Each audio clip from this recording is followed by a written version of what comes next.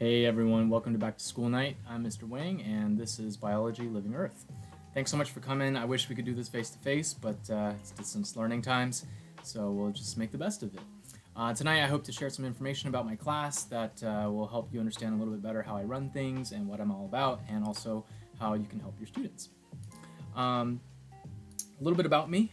This is my 12th year teaching, my 11th at Mills. I went to UC Riverside and got my Bachelor's of Science in Neuroscience and Biology. And then I went to Cal State Fullerton for my credential. And 12 years later, I'm in this awesome district teaching biology, which is mostly for freshmen, and AP Bio, which is for juniors and seniors. And that's also really fun because I get to have kids come back for a second round and we get to know each other a little bit better and dive into more detail. Today, just a little agenda of what we're going to be going over. I'm just going to talk a little bit about my transition from the classroom to distance learning, how you can check your students' progress, the importance of taking care of ourselves, and then how to get help if you need it.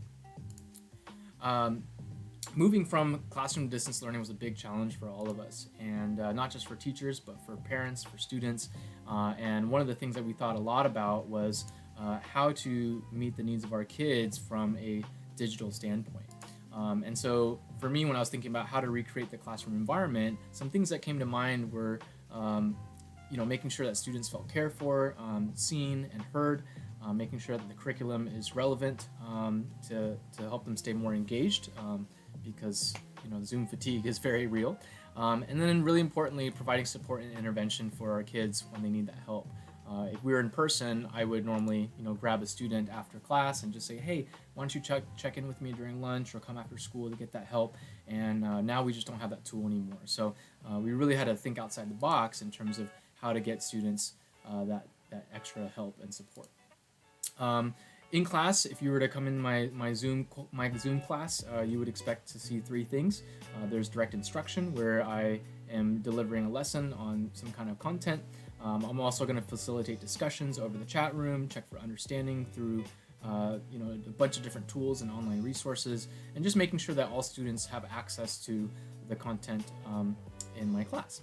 The second thing is independent work. Students are going to have opportunities to practice important science skills like researching, making graphs. Next week, we're going to get into experimental design and argumentative writing.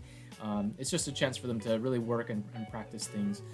In my class for the freshmen, I don't give a ton of homework. I just don't find it to be really necessary as long as we're working hard and they're doing everything that I give them in class. They need that time for rest and hopefully get outside and connect with people.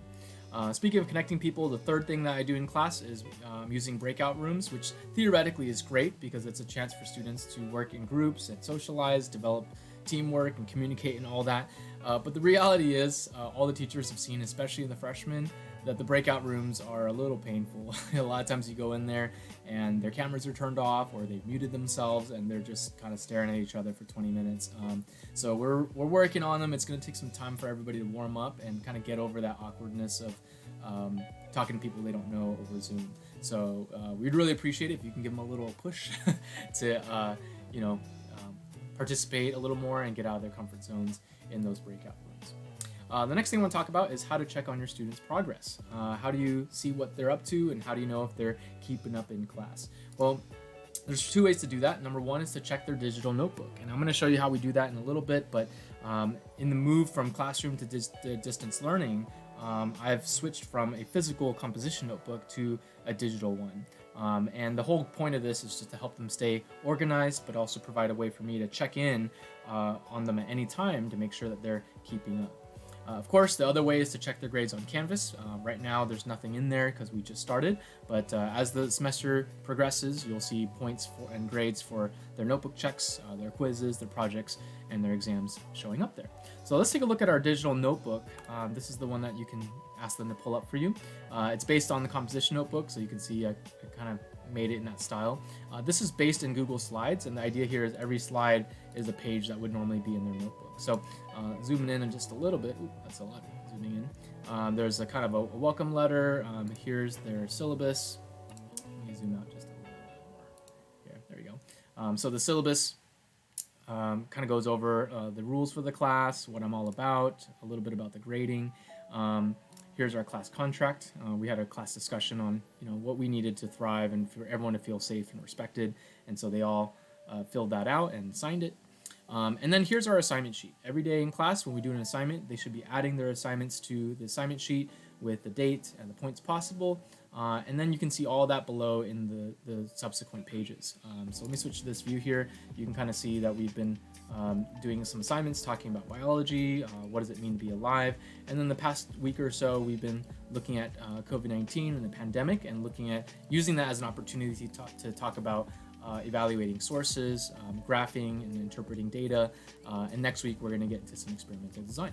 So this is a great way to see what we've been doing in class, and if you scroll through this and you see a lot of blanks and empty pages or things missing from the assignment sheet, that's a good way to know, hey, it's probably time to reach out to Mr. Wang and get a little bit extra help. Okay.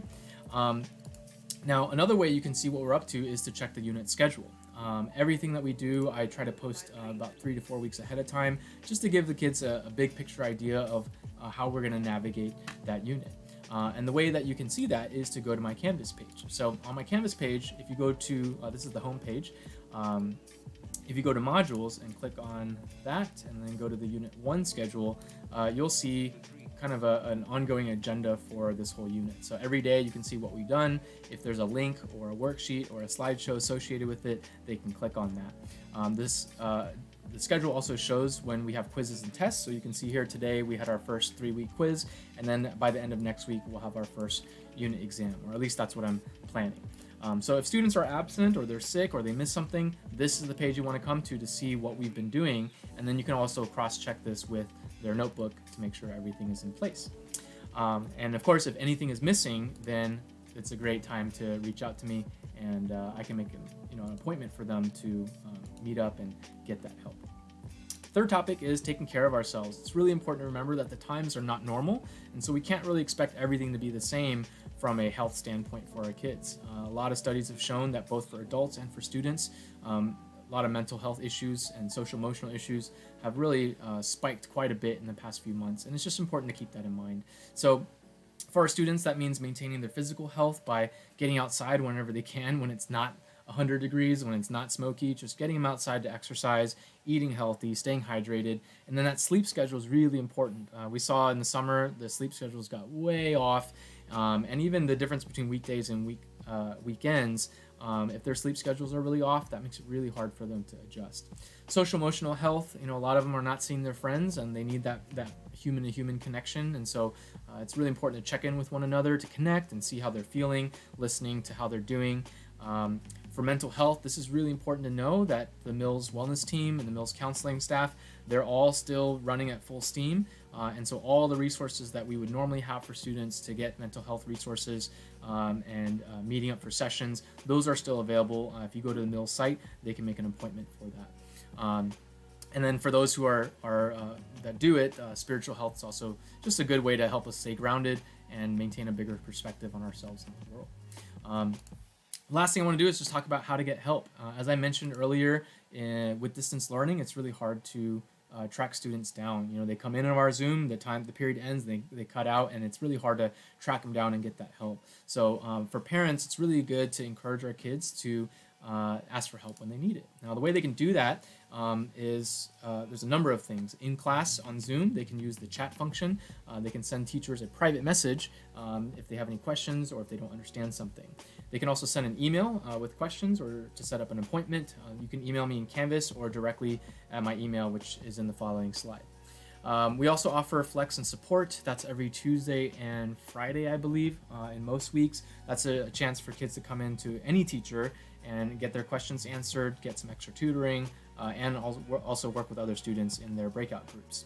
And of course, we have office hours, again, on Tuesdays and on Fridays, where students can make one-on-one appointments, and I'm happy to jump on Zoom and just hear about how you're doing, see what you need, and how I can better support you.